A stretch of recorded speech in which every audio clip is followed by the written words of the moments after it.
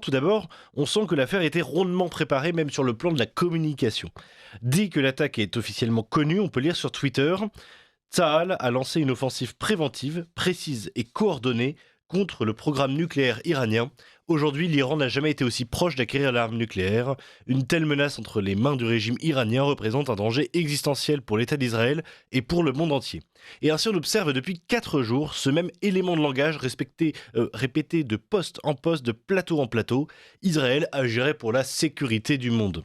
Ajoutons tout de même que l'État hébreu se plaint depuis 3 jours du danger des bombes iraniennes en affirmant n'avoir pas voulu cette guerre alors qu'ils l'ont déclenchée 4 jours plus tôt. Alors que le terrorisme chiite n'existe, il faut le dire, pour ainsi dire, pas en Europe, la confusion entre les chiites, les sunnites, les islamistes, les djihadistes est maintenue par Israël et ses relais un peu partout. Et ça les sert bien. Certaines figures médiatiques et politiques de la droite française s'emparent d'ailleurs très vite de ces éléments de langage, affirmant notamment qu'Israël se battrait pour l'Occident tout entier. En l'occurrence, n'importe qui connaît un peu la mentalité israélienne sait bien que ce n'est pas le cas. En fait, on a l'impression d'entendre une forme de Bernard-Henri Lévisme de droite. En attendant, tout cela sert parfaitement les intérêts de Benyamin Netanyahou, qui renforce encore l'état de guerre et la mentalité d'assiégé qui règne en Israël à son profit.